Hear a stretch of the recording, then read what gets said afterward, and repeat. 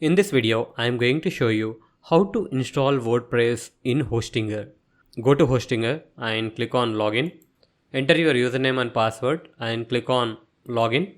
Once you have logged in, the user interface will look like this.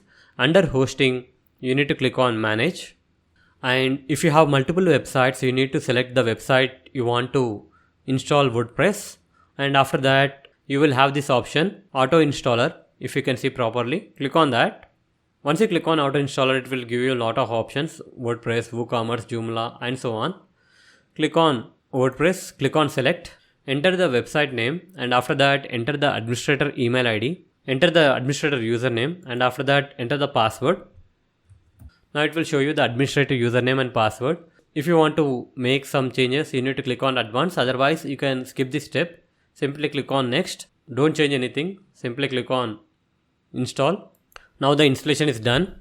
Now let's view the website. Once you click on that, it will open the website. The user interface is not good. We need to make a lot of changes.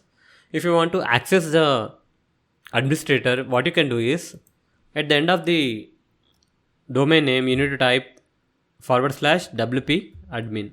You need to type this and you can access the WordPress backend, that is the administrator. You need to enter the username and password which you have set during installation.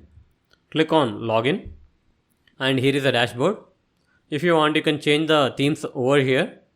Under Appearance, click on Themes, and under Themes, you need to click on Add New. Let's install one more theme.